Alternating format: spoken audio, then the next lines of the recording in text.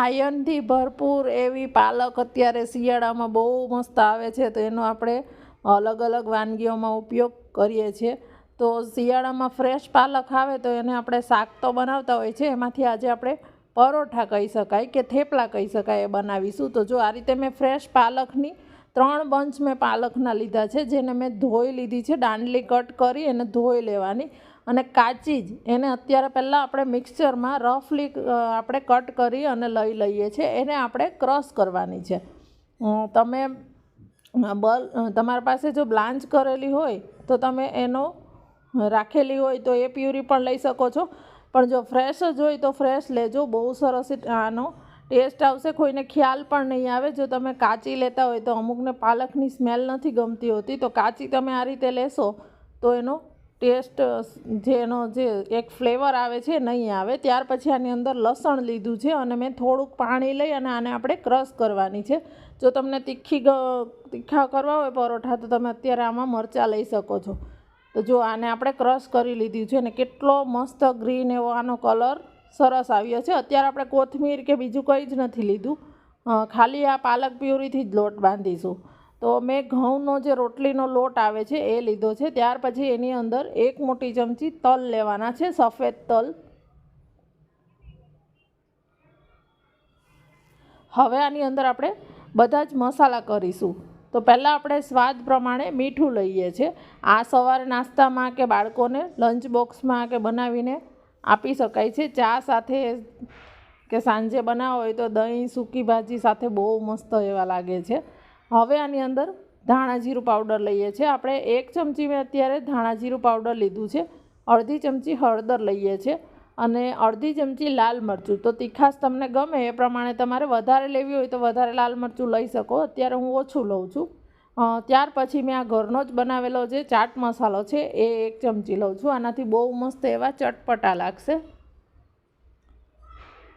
ત્યાર પછી 5 ચમચી જેટલી હિંગ લઈએ છીએ અને 1 ટેબલ સ્પૂન જેટલું આપણે તેલ લઈએ છીએ મોણ માટે.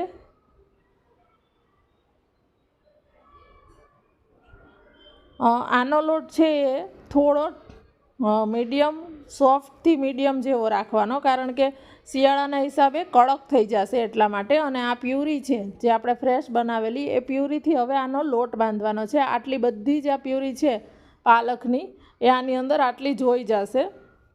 અને બીજી આપણે જરૂર પડે તો જે મિક્સચર જાર છે એની અંદર આપણે પાણી લઈ રિન્સ કરી અને લઈ લેશું. આટલી પ્યુરી આની અંદર ઇનફ છે. જો તમને એવું લાગે કે પ્યુરી વધી ગઈ છે ને તો તમે વધારે આની અંદર લોટ એડ કરી શકો છો, અને જો પ્યુરી ઓછી પડે તો પાણી એડ કરી શકો છો. જો ફરીથી આપણે બીજી પણ લઈ લઈએ. આનો કલર એટલો મસ્ત ગ્રીન આવે છે. અને હા, આમાં આપણે લસણ ને બધું ક્રશ કરવામાં લઈ લીધું હતું, એટલે તમે આમાંથી પૂરી બનાવી હોય તો પૂરી પણ બનાવી શકો છો. અને જો તમે તેલવાળું ના ખાતા હોય તો તમે આની સાદી રોટલીની જેમ એને કોરી જ શેકી અને પછી તમે ઘી લગાવીને પણ ખાઈ શકો છો. જો બહુ મસ્ત એવો ગ્રીન કલર આવી ગયો છે. લોટ આપણો આ રીતે બંધાઈ ગયો છે. હવે આપણે તેલથી એને મસળી લેશું. આનો કલર જોતાં જ બહુ મસ્ત લાગે છે. આપણે મેથીના થેપલા તો ખાતા જ હોય છે, દૂધીના પણ ખાતા હોય છે, પણ આ રીતે પાલકના બનાવજો, એ પણ બહુ મસ્ત લાગે છે.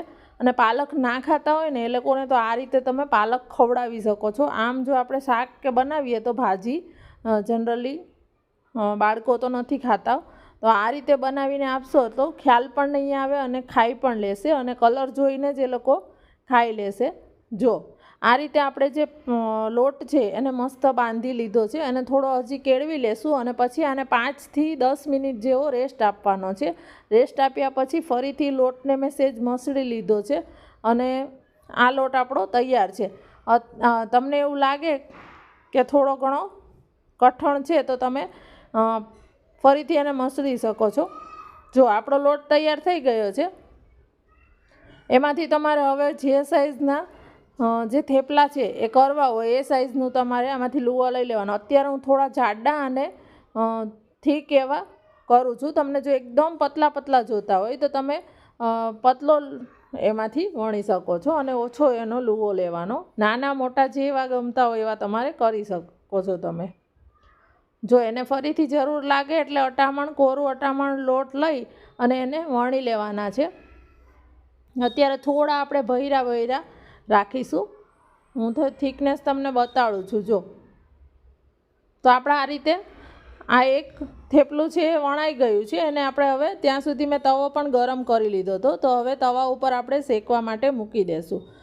અત્યારે આપણે આને તેલમાં શેકીએ છીએ. તમે ઘીમાં શેકવા હોય તો શેકી શકો છો. સવારે નાસ્તામાં કે બનાવતા હોય તો ઘીમાં શેકી શકો છો અને લંચ બોક્સમાં કે આપવા હોય તો પણ તમે ઘીમાં શેકી શકો છો.